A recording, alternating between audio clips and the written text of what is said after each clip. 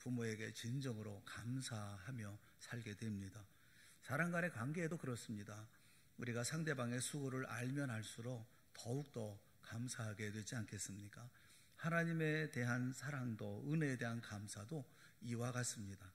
아들을 희생하신 아버지이십니다. 아버지의 뜻에 절대 순종해서 우리의 허물을 위해서 우리의 질고를 지셨고 또 우리의 슬픔을 당하셨습니다.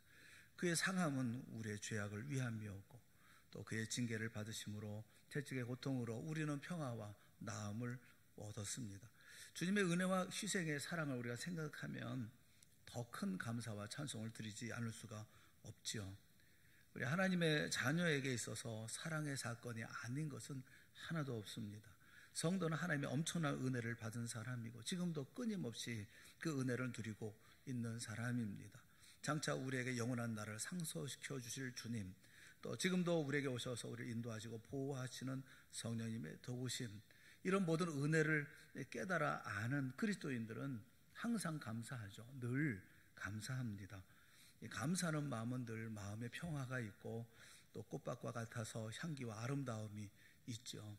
하지만 불평하는 마음은 늘 어둡기만 하고 가시밭과 같아서 고통과 상처 그리고 아픔과 괴로움 뿐인 것이죠.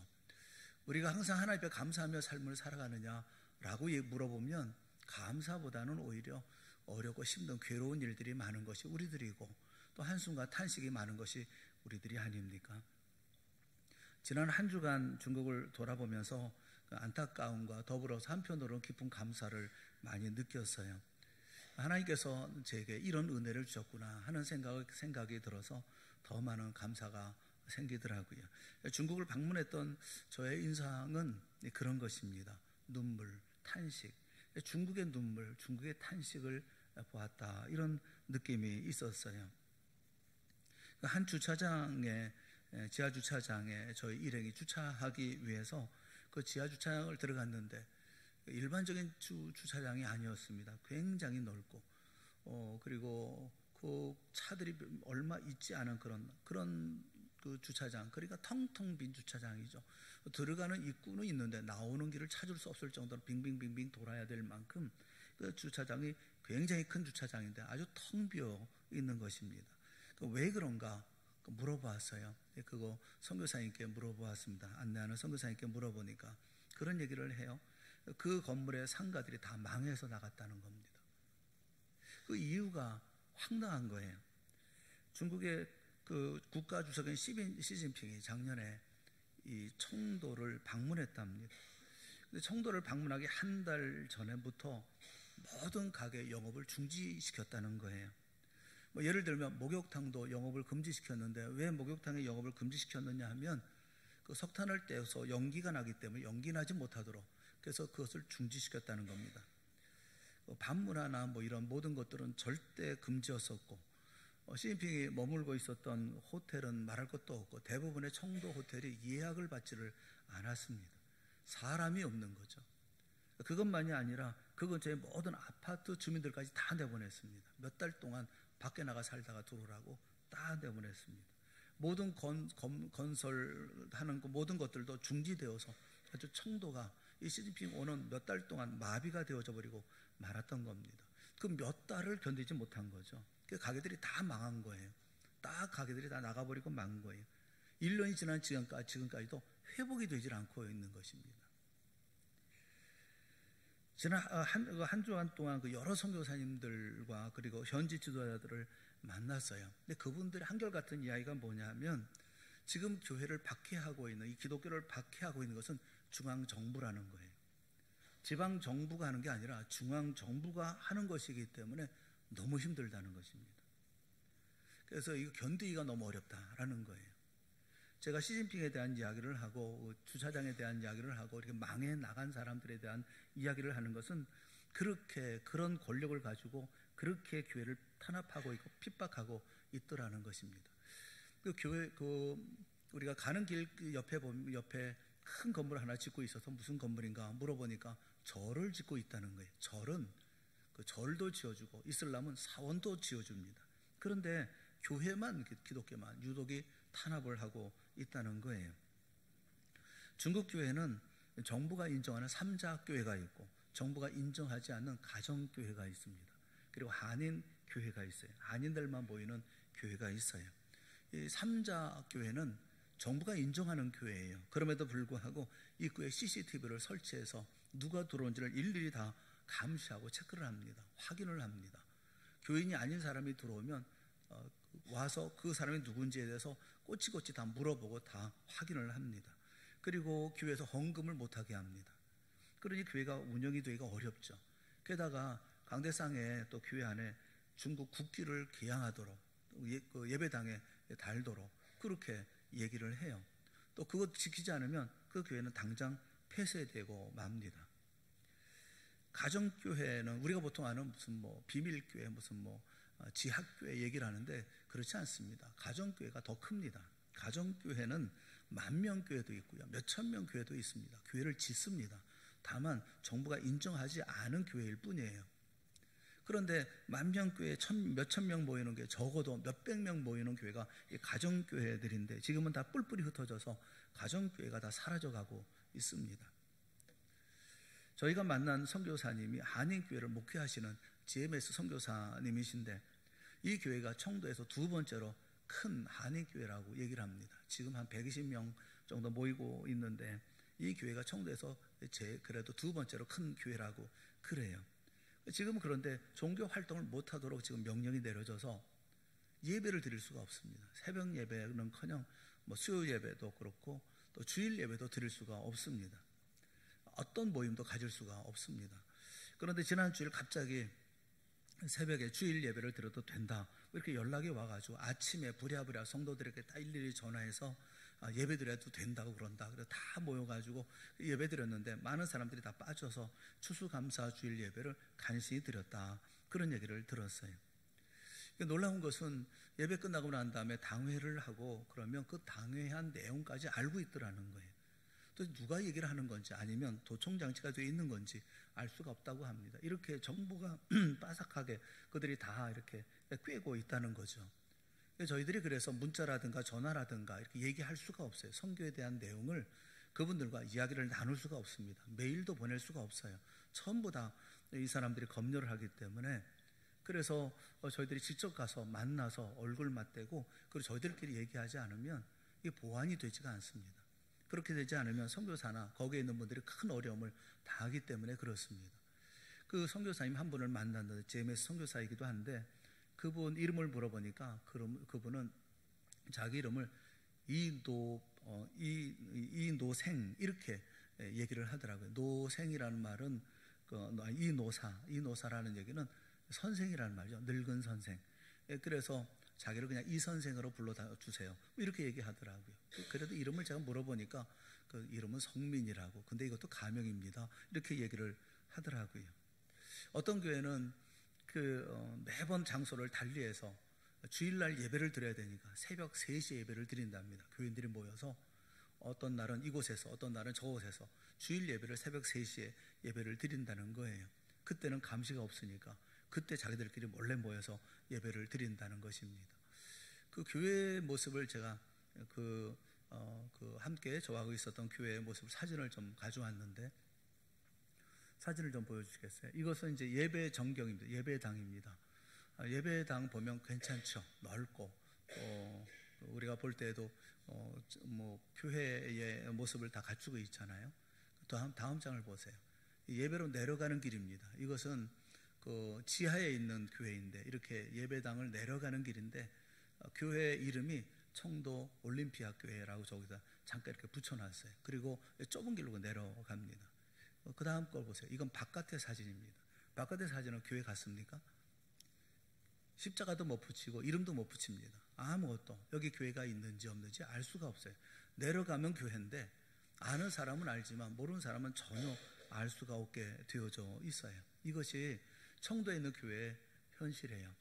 교회의 모습을 갖지 못하도록 한인교회입니다. 이것은 자기 중국인들의 교회도 아니고 한인교회인데도 이렇게 제재가 심해요.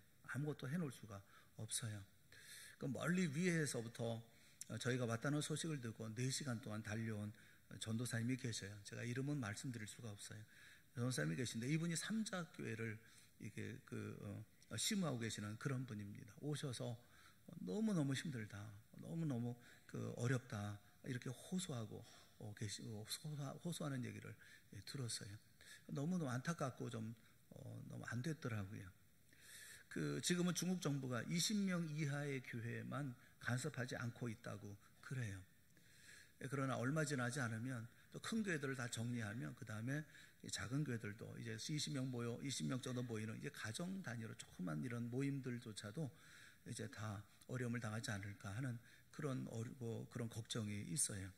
앞으로가 문제인데 이제부터 한 1년 후에 종교 건물을 짓겠다, 그렇게 얘기를 하고 있다고 그래요. 크게 종교 건물을 지어서 청도에 건물 하나 딱 지어서 1층에는 불교, 2층에는 이슬람, 3층에는 뭐 기독교, 그러니까 종교마다 한 층씩을 주고 거기서 다 같이 모여서 예배를 드려라, 뭐 이렇게 지금 얘기를 하고 있다고 합니다. 지금도 교회를 하려고 하면 서류를 만들어서 해야 되는데, 간익교회가 지금 청도에 10개 교회 중에서 6개 교회가 폐쇄됐습니다. 지금 4개 교회가 남아있는데 그 교회들도 서류를 이제 만들어서 이제 정부에 내야 되는데 이것도 허가 기간이 1년입니다. 1년 지나면 또 하게 될지 이건 알 수가 없어요. 교회가 내년에는 또 계속해서 교회를 허락할지 그건 알 수가 없는 일이죠. 그래서 중국에 있는 이런 교회들마다 참 어렵습니다. 저희가 선교하는 일들도 그래서 중국에 들어가서 선교는 전혀 할 수가 없습니다. 중국에 있는 선교사들이 다 지금 쫓겨났습니다. 아무도 남아있는 사람들이 없을 지경이 되어져 있습니다. 기도해달라, 우리를 위해서 기도해달라, 이렇게 간절하게 요청을 해오셨어요. 중국에 갔을 때 한 곳을 지나가다가 길거리에서 구걸하는 거린을 보았습니다. 한쪽 발을 잃어버리고 그리고 주저앉아서, 그래서 지나가는 사람들 앞에 두 손을 벌려서 그래서 동정을 구하는 그런 모습을 이렇게 보면서 그 모습이 마음에 깊이 남아 있어요. 중국의 불쌍한 영혼들을 보는 듯 했기 때문에 그렇습니다. 우리가 어떤 식으로든지 도와줘야 할 그런 사람들, 이렇게 힘들게 어려운 이런 이들을 보면서 마땅히 우리가 도와줘야 되고, 저들 어떤 식으로든지 우리가 도와줘야 할 터인데, 문제는 도와줘야 할 우리가 신앙이 많이 해이해져 있지는 않은가 하는 그런 자책과 걱정이 많이 생기게 되더라고요. 어느 사이에 감사도 사라지고 우리가 찬송도 사라지고 또 긍휼함도 사라진 신실한 믿음의 모습이 실종된, 이것이 오늘 우리들의 모습이 아닐까 하는 그런 생각이 들어요. 저들을 도와야 할 우리인데 우리 스스로의 모습은 아직 준비가 되지 않은 것 같다는 그런 생각이 들어요. 특별히 우리가 마음이 좀 넓어야 되고 감사하는 마음이 있어야 되는데, 지난 추수감사절에 여러분이 감사한 모습을 쭉 이렇게 보면서 이렇게 감사도 이게 감사일까 하는 마음이 들고요. 이게 그냥 추수감사절이니까 우리가 이렇게 표시한다는 그런 정도인 것 같아서 너무 속이 많이 상하더라고요. 우리는 정말 하나님을 진심으로 섬기고 있는가?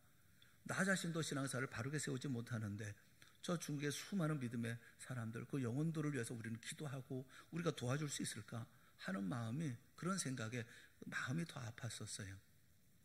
오늘 본문에 보면 예루살렘으로 올라가기로 굳게 결심한 예수님이 제자들과 함께 사마리아의 한 촌을 통과하려고 했는데 사마리아 사람들이 허락하지 않습니다. 그래서 예수님은 다른 길로 예루살렘으로 올라가시는 중이었어요.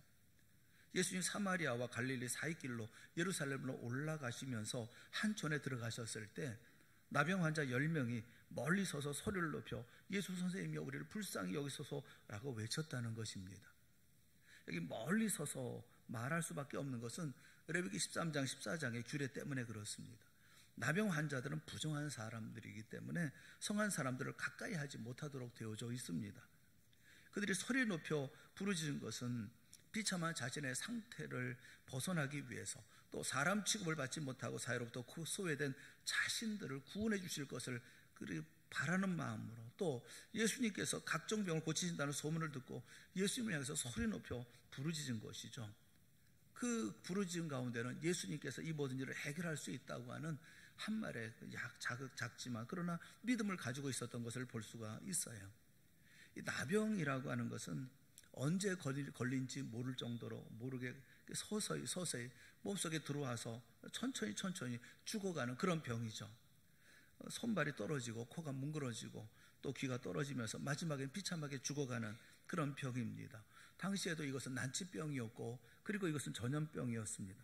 이 병이 걸렸다 하면 가정에서 격리가 되고 사회에서 버려집니다. 심지어는 성전에 들어갈 수도 없지요. 어느 동굴 같은 데서 모여 살면 사람들이 그들을 불쌍히 여겨서 얼마의 식량을 보내주면 그걸 먹고 삽니다. 만일에 식량이 부족해지면 떼를 지어서 동네에 돌아다니면서 소리를 지르는 것입니다. 그래서 얻어먹는 거예요. 여기 10명, 오늘 10명이라는 말도 그런 것입니다. 이렇게 불쌍한 사람들이 떼를 지러 다니면서 소리를 지르고 있는 것입니다. 이 저주받았다고 다타가 인정하는 불쌍한 사람들을 예수님께서는 불쌍히 여기시고 긍휼하게 여기셔서 병을 고쳐주셨어요. 누가복음 5장에 보면 예수님은 이 나병 환자, 이렇게 이 온몸이 일그러지고 진물이 흐르는 이런 나병 환자를 손을 대시고 고쳐주셨다, 그렇게 말씀을 하십니다. 그런데 오늘 본문에 10명의 나병 환자의 경우는 멀리서 가서 제사장들에게 너희 몸을 보이라 라고 말씀만 하시죠. 레위기 14장의 규례에 의하면 제사장이 나병 환자가 나은 여부를 검사하고 나았을 경우에는 사회에 들어갈 수 있도록 선언을 해주는 사람이 이 제사장이기 때문에 제사장을 찾아가라고 말씀하신 거예요. 나병 환자들 10명은 예수의 말씀에 순종해서 제사장에게 가다가 병이 나았다는 것을 알았다는 겁니다. 가다가 깨끗함을 받은지라 10명이 예수의 말씀의 권능으로 가다가 낫게 되었다라는 거예요. 여러분, 이들과 입장 바꿔서 생각을 한번 해보세요. 10명의 나병 환자들의 심정을 생각해 보십시오. 이렇게 삶을 살았었는데, 이렇게 병 가지고 살았는데 나음을 입었어요. 가다가 이것이 고쳐졌어요. 어떤 마음이었겠습니까? 진물이 흐르던 것이 마르고 손가락이 회복이 되어지고 삐뚤어졌던 코가 제자리로 돌아오고 아무런 감각이 없었던 몸이 이제 감각이 살아나오는 거예요. 그것을 느꼈을 때 이 사람들이 어떤 마음이 들었겠어요? 여보게 보니까 나았어. 내가 병이 나은 것 같아. 정상이 된 것 같아. 내 몸이 새롭게 변화된 것 같아. 꿈인지 생신인지 모를 그런 감격에 덩실덩실 절로 춤이라도 추지 않았겠습니까? 10명이 서로 돌아보면서 축하도 해주고 얼싸안고 기뻐했을 것입니다. 문제는 그 이후에 생겼어요. 이 치유의 감격을 맛본 10명 중에 9명은 제 갈 길로 가고 사마리아 사람 한 사람만 예수님께 돌아와 감사를 드렸다는 거예요. 여러분, 내 믿음을 판단할 수 있고 평가할 수 있는 그때가 언제냐면 자신이 간절히 원하던 것을 얻는 순간이에요. 내가 간절히 원하는 것을 얻는 순간 자신을 테스트해 볼 수 있어요. 자신을 살펴볼 수가 있어요. 백두산 꼭대기의 물이 동해로 흘러갈 수도 있고 서해로 흘러갈 수도 있지 않습니까? 갈라지는 것이죠. 하나님의 복을 받는 순간이 복을 주신 분을 기억하는지, 아니면 건강해진 그 다음에 이 모두 이루고 난 다음에 내 삶을 먼저 생각하는지, 이것이 바로 내 믿음을 결정하는 순간이죠. 10명의 나병 환자가 비참한 상태, 그리고 부르짖고 그 다음에 고침받고 하는 이런 모든 것까지 한 그룹이었습니다. 10명이 한 덩어리가 되어서 주님 앞에 부르짖고 같이 고침을 받았어요. 그런데 일단 고침을 받은 순간 9대1로 갈라져 버리고 맙니다. 강구의 큰 소리가 감사의 큰 소리로 연결된 사람은 단 한 사람뿐이었습니다. 복을 받고 난 다음에 복을 준 사람을 기억하는 사람은 굉장히 드뭅니다. 오늘 본문에도 10명 중 1명만 복을 주신 주님을 기억합니다. 자기가 나은 것을 보고 복을 주신 주님을 기억해요. 나를 낫게 하신 주님을 기억합니다. 나음받은 자기 몸을 보고 기뻐하고 그 다음에 이 몸을 가지고 무엇을 할 것인가, 뭐 이런 희망과 소망 가지고 막 뛰는 것이 아니라 내게 그 모든 것을 주셨던 그 주님을 기억하는 거예요. 큰 소리로 주님께 영광을 돌리고, 그리고 예수님께 돌아와서 발 아래 엎드려 감사합니다. 병이 나와서 건강해진 자신에게 집중하는 게 아니라 건강을 주신 예수님을 먼저 생각하고 집중하는 것이죠. 예수님께서 묻습니다. 그 9은 어디에 있느냐? 여러분은 9에 있습니까? 한 사람 가운데 있습니까? 여러분은 9사람 가운데 포함되어져 있습니까? 아니면 사마리아 사람 한 사람의 감사를 하는 사람입니까? 토레이라는 목사님이 쓰신 그 책이 있는데 그분이 그런 자기 경험을 얘기해요. 예전에 미시간주에 풍랑이 일어서 배 한 척이 파손이 되어 있다는 겁니다. 그때 한 수영 선수가 목숨을 걸고 뛰어들어가서 거기서 23명을 구조를 했대요. 이게 신문에도 나고 대대적으로 크게 그런 일이 있었습니다. 그 토레이 목사님이 설교하면서 이것을 예로 들어서 얘기를 했어요. 미시간호에 있었던 이야기인데 청년 하나가 23명의 목숨을 건진 일이 있었습니다. 이렇게 설교를 했답니다. 그런 설교를 하고 그리고 다 예배를 마치고 나왔을 때 한 사람이 인사를 하더라는 거예요.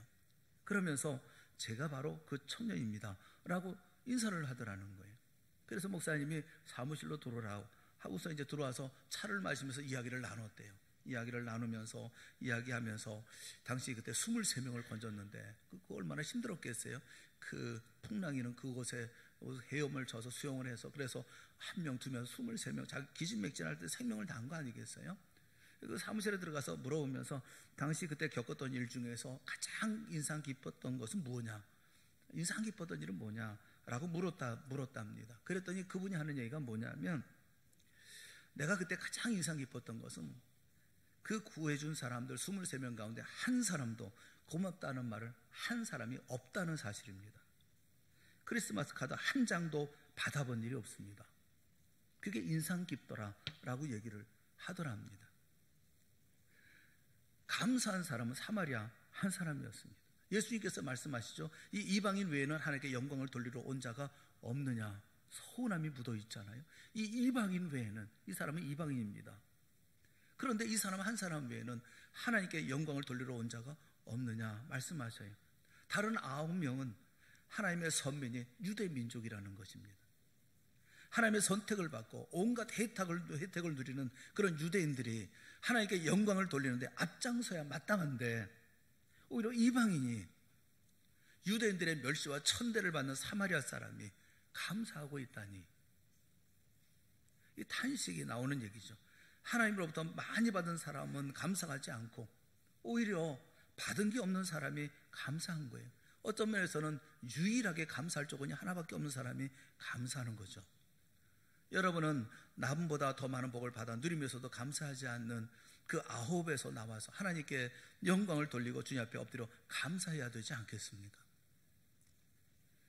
1980년에 아웅산 묘역 사건을 여러분 기억하실 거예요. 한국의 유명한 정치인들 무려 17명이 살해당하는 그런 테러 사건이 있었죠. 그때 장관으로 이 자리에 참석했던 분이 계셨답니다. 그곳으로 마침 가는 중이었었는데 길이 막혀서 조금 늦게 간 것 때문에 목숨을 건진 거죠. 이 끔찍한 사건에서 이 모든 일들을 면하고 살아남은 거죠. 그리고 난 다음에 부랴부랴 대통령과 함께 비상 비행기를 타고 그리고 돌아왔답니다.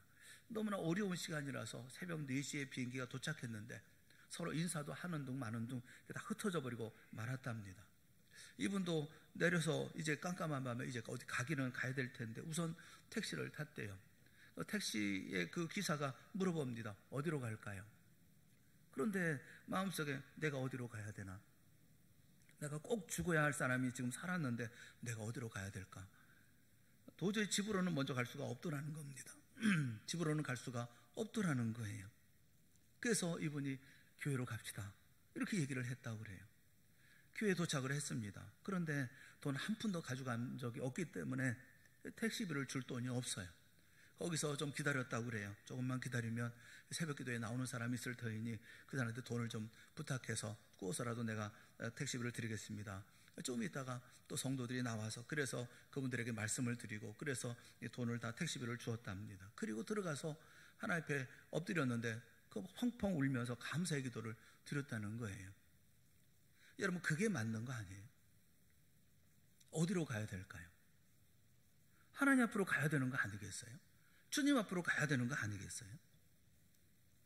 그런데 왜 엉뚱한 데로 가고 있는 겁니까? 감사하지 않은 9은 왜 감사하지 않았을까요? 성경에는 아무 말이 없으니까 우리가 그것을 알 수는 없어요. 그런데 감사하지 않은 경우를 우리가 짐작해 볼 수는 있을 것 같습니다. 우리의 경우들하고 비교해 보면 짐작할 수 있지 않을까 그런 생각이 들어요. 한번 여러분도 한번 생각해 보세요. 내가 감사를 하지 않는 이유, 변명 이 가운데 있지 않을까 한번 생각해 보세요. 아마 이런 경우가 있을 거예요. 그 나병 환자들 가운데 나음을 받고 난 다음에 이런 생각을 했을 거예요. 어떤 사람은 이런 생각하지 않았겠어요? 의사와 제사장에 가서 정밀 검사를 한번 받아봐야 되지 않을까? 나은 것 같이 보이기는 하는데 정말 나았는지 확인을 해봐야 되지 않겠나? 정밀 검사를 해보고 그리고 난 다음에 감사해도 늦지 않지? 뭐 이렇게 생각할 수가 있죠. 또 어떤 사람은 이 병은 재발 가능한 병인데, 재발할 수 있는 병인데 지금은 나은 것처럼 보이지만 또 재발할 수도 있을지 모르니까 며칠 두고 봐야 되지 않을까? 며칠 있다가 신중하게 정말 나았는지 좀 기다려봤다가 확실하면 그때 감사하지, 뭐 이렇게 생각하는 거예요. 여러분, 우리 가운데도 그렇지 않습니까? 이게 감사할 일이 맞아? 좀 더 지켜봐야 되는 거 아니야? 좀 더 미뤄서 생각해 봐야 되는 거 아니야? 여러분, 그런 생각 들지 않습니까? 그래서 감사하지 않는, 그런 변명하는 그런 일들도 있잖아요. 또 어떤 사람은 그런 얘기를 할 수가 있을 거예요. 혹시 내 병은 나병이 아니었을지도 몰라. 좀 특이한 피부병이 아니었을지도 몰라. 피부병이었을지도 몰라. 그러니까 이렇게 나을 수가 있는 것이지. 또 어떤 사람은 내 병은 나을 때가 되었으니까 나은 거 아니야? 이렇게 생각할 수도 있죠. 아마도 약도 쓰고 병원도 가고 여러 가지 나름 치료했는데 이제 그 모든 것이 쌓이고 쌓여서 이렇게 된 거 아닐까? 그런데 이 감사할 일일까? 이렇게 생각하는 것이죠. 여러분, 우리가 살아오면서 이렇게 살아온 거, 이게 꼭 하나님의 은혜인가? 내가 땀 흘리고 수고하고 내가 노력해서 내가 얻은 거 아니야? 다 쌓이고 쌓여서 이래서 내가 이런 것을 얻은 건데 내가 이거 감사해야 맞는가? 여러분, 그런 생각할 수 있지 않아요? 또 어떤 사람은 내가 병들기 전에 가지고 있던 재산들, 가족들, 아내는 어떻게 살고 있는지, 아이들은 잘 있는지 궁금하고, 그리고 무엇보다도 내가 돌아가면 이제는 먹고 살아야 되겠는데 뭘 하고 먹고 살아야 할 것인지 걱정이, 근심이 가득해서 그래서 돌아간 현실론자들도 있지 않겠습니까? 또 어떤 사람들은 예수님이 해주신 것이 도대체 뭐가 있다고 내가 감사하나? 뭐 얘기할 수도 있지 않겠어요? 뭐 안수해 주시기를 하셨어, 뭐 만져주시기를 하셨어, 뭐 약을 발라주게 하셨어. 그냥 가서 보여라 한 말씀 하신 건데 그게 무슨 큰 일도 아니고 뭐 대단한 거라고 얘기할 수 있겠어? 뭐 이렇게 생각하거나, 아니면 뭐 의사나 랍비라면 누구나 할 수 있는 일이고 뭐 대단한 일일 것도 아니잖아. 당연히 예수님은 해야 될 일 아니겠어? 뭐 이렇게 생각할 수도 있죠. 어떤 사람은 더러운 옷 갈아입고 또 목욕도 깨끗이 하고 예물도 준비하고 천천히 뭐 차차 찾아보면 되지 않겠어? 뭐 이렇게 얘기할 수도 있고요. 제자에게 자신의 몸을 보이고 다 나았다는 것을 확인하고 난 다음에 바빠서 못 갔을 수도 있고요. 심지어 어떤 이들은 예수님한테 기회를 줬으니까, 나를 고칠 수 있는 능력을 발휘할 기회를 줬잖아. 그러면 나한테 오히려 감사해야지. 어떤 사람은 예수님 문제인물인데 내가 가서 감사한다고 그 앞에 머리 숙이면 내 입장 곤란해지지 않을까? 자기 입장을 생각하고요. 여러분, 말씀드린 여러 가지 경우가 있겠습니다만 그 어느 것 하나라도 주님에게 감사하지 못하고 있었다고 한다면 우리는 그 아홉은 어디 있느냐는 주님의 탄식과 책망의 음성을 듣는 자리 가운데 있게 되어질 거예요. 여러분, 감사하지 못한 이유가 뭐예요? 힘을 다해서, 전력을 다해서 감사하지 못한 이유가 뭐예요? 우리의 변명이 이 가운데 있지 않습니까? 감사하지 않고 제 길로 간 9명은 육체적인 질병은 고침받았어요. 그러나 주님과의 생명의 관계를 맺지 못하지 않습니까? 돌아와서 감사한 사마리아 사람이 주님으로부터 네 믿음이 너를 구원하였느니라 라는 말씀을 듣죠. 그래서 캐리슈기라고 하는 목사님이 그런 얘기를 했어요. 10사람 모두 선물을 받았는데 10사람 모두가 선물을 받았어요. 그런데 오직 한 사람만 포장지를 벗겨서 진짜 선물이 뭔지를 확인했다. 오직 한 사람만 포장지를 벗겨서 진짜 선물을 확인했다라는 거예요. 오직 한 사람만 육신의 치료보다 훨씬 더 소중한 영혼의 구원을 받게 되어졌다는 것입니다. 눈에 보이는 선물보다 눈에 보이지 않는 그 귀한 선물까지 받게 되는 복을 누리게 되어졌다. 그렇게 얘기를 하고 있는 거예요. 감사가 주는 선물은 그런 거 아닙니까? 기억하고 생각하고 감사하는 사람만이 진짜 선물을 누리게 되어지는 것이죠. 어떤 분이 실험을 했어요. 두 사람을 짝을 지어서 30초 동안 바라보라. 그 다음에 그 사람을 이제 그 세 군데를, 옷매무새라는 세 군데를 변화를 시킨 다음에 그 다음에 다시 돌려 세워놓고 이 사람에게 달라진 점이 어디냐 찾아보라. 못 찾더라는 거예요. 그래서 다시 이 실험을 하면서 이제는 고지하고 먼저 얘기하고, 이제 당신이 이제 바뀐 모습을 이제 찾을 예정이니까 이제 30일 동안 당신을 볼 겁니다. 그 다음에 바꿔놓은 다음에 그 다음에 어디가 바뀌었는지 그걸 좀 찾아보라 라고 이제 다시 이제 확인을 하고, 그리고 난 다음에 30조를 보고 난 다음에 그 세 군데를 바꾸고 그 다음에 다시 돌아와서 보니까 그것을 찾더라는 거예요. 무슨 얘기냐면 마음 먹으면 찾는 거예요. 마음 먹으면 찾아야지. 이 사람 뭐가 틀렸지, 뭐가 문제이지, 이렇게 뭐 어디가 달라지겠지. 그래서 그 사람 찬찬히 훑어보고 30초 동안 훑어보고 난 다음에 그 다음에 어디가 다 바꿔놓고 그 다음에 돌아서 바꾼 다음에 다시 돌아서 보면 어디가 바뀌었는지 알아낼 수가 있다는 거예요. 마음 먹으면 찾는다는 거예요. 감사도 그런 거예요. 마음 먹으면 감사할 수 있는 거예요.